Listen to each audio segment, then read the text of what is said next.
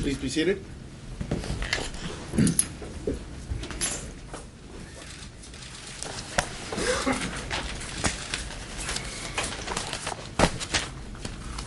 All right, thank you again, Counsel. I just took a moment to review some of the authority provided to the court. The question really before the court is what to do under these circumstances given some potential alternatives, the standard range being 60 months as identified and recommended in the pre-sentence investigation. The question is whether there is factual and legal support for some alternative, whether upward as requested by the state or downward as requested by Mr. Thayer, or a special sex offender sentencing alternative under the law. Start from the standpoint that this court recognizes the tremendous contributions of the teaching profession, both in this community and countrywide. Teaching is an amazing and rewarding profession. It's often underappreciated by the public. For those that participate as educators, they do incredibly hard and meaningful work, and it sounds like Ms. McCrea did in her days there as well as the teacher within the school district.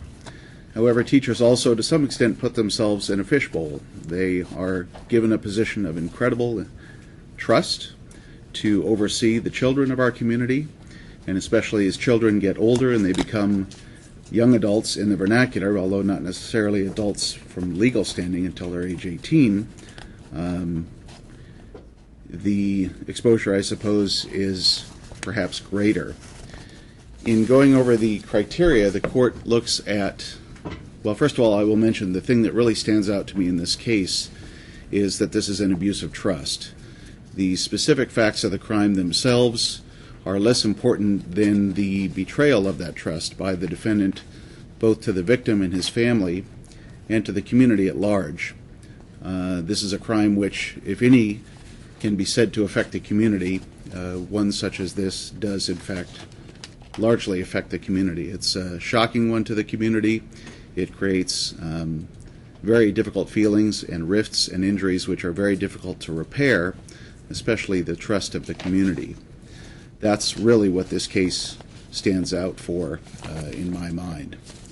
In looking at the criteria, I'm first looking at consideration of the SOSA disposition, and I start my analysis with the notion that this is first and foremost a sentencing alternative.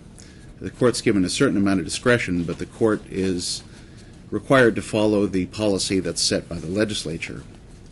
So if we start from the presumption that the 60-month sentence, again, is our starting point, the question is whether the alternative is warranted under the factors.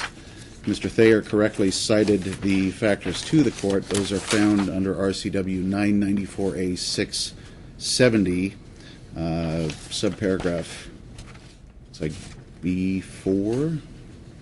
I'm sure I got this right. No, I'm sorry, 4.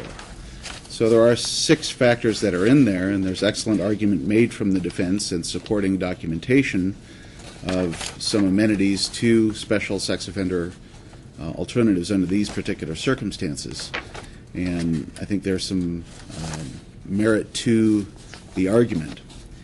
In contravention, I've got some statutory language which requires this court to give great weight to the victim's opinion about whether these sex offender treatment should carry the day. The classic presentation that this court has seen is usually where you've got an ongoing relationship where you have either a traditional or perhaps a non-traditional family, where there is some relationship or fabric there that might need to be preserved or given special consideration.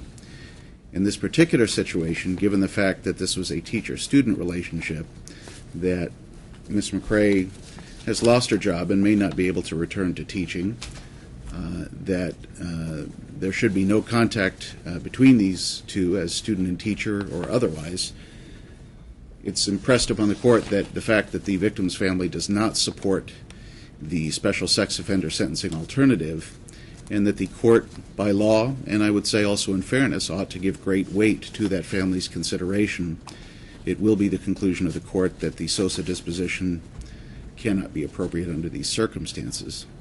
The court also recognizes that we're moving generally as a society and in our legal system toward one of gender equality. Gender equality has, I suppose, both upsides and downsides. You can argue about those all day long, but if the genders are to be treated equally, then they are to be treated equally, and that would include in a situation such as this. So to the extent that some in the community have suggested that the outcome should be different if the roles were reversed and it was a female victim and a male defendant, this court cannot sustain that argument and will not sustain that argument. That being the case, the court is inclined to follow the sentencing recommendation of the pre-sentence investigation writer, 60 months. I'm not going to grant any exceptional upward or downward under the circumstances. I'm not going to order a consecutive sentence on the two charges. I believe this is all part and parcel of same conduct and gross misjudgment on the position of a person placed in a position of exceptional trust over young people under her care as students. So that'll be the ruling of the court. We can either do that today, or if you want, Mr. Hayes, if we need time to set over to prepare the paperwork, we can do that. That's my request. A week or two, or what are you requesting? After today, I'm only here again on Tuesday and then gone the rest of next week. So either next Tuesday or anytime the following week. Any preference, Mr. Thayer? No, Your Honor. You said next Tuesday. We could do it at 8:30.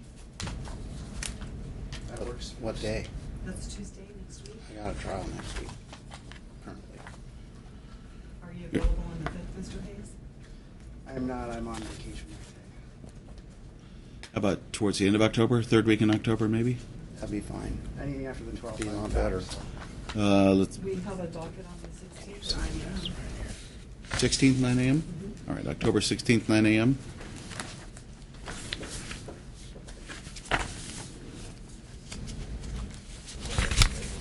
All right, I've been presented with some orders here. One regards the ineligibility of firearms. Mr. McCrea, I'm sure you went over this at the change of plea, but as a result of the court's ruling today, you'll be ineligible for using, owning, or possessing any firearms unless and until you get those rights restored. Now, what about the motion to seal here and findings and conclusions regarding sealing in order for testing and counseling? Do you want to take that up today or at the time of sentencing? I do want to take it up now. Okay. I don't even know if there's any objection to it, but the defense filed the medical records from the victim's sexual assault exam, which has his name, date of birth, embarrassing details, and his. I think in all fairness, that should be sealed as put forth in my memorandum. There's also a page in the defense sentencing memorandum which has transcripts from the victim discussing his sexual past, which, all things considered, I think also rightly should be sealed. We have Any no position on that? objection. No objection. All right, so the court goes through the analysis under Ishikawa and Bone Club. The argument made by the state is that because of the nature of the charges here and the victim involved being a minor, that sealing is appropriate under applicable case authority in the state of Washington. The court's very familiar with this case, and based on representations made by the state, lack of objection from the defense. Anybody in court object to the sealing of the requested records? If so, say so now. Hearing none. I will sign the order.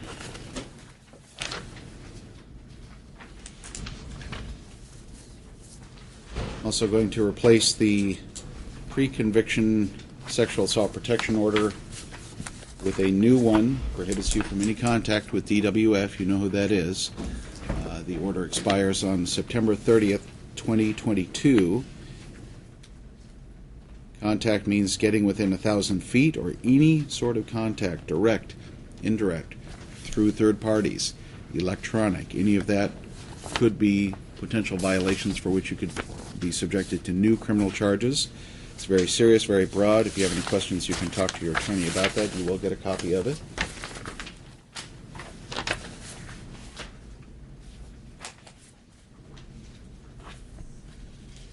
I'll sign the memorandum, sending it over to October 16, 9 a.m. for entry of judgment and sentence. Any materials which you wish me to consider before that time, please get me advance batch copies a day or two in advance. Also sign the order for counseling and testing based on the nature of the crime, statutory requirements that it's a sexual offense. For the record, the defendant's been provided notice on how to contact the health department and submit to HIV testing. All right, thank you. We'll see you back on October 16th.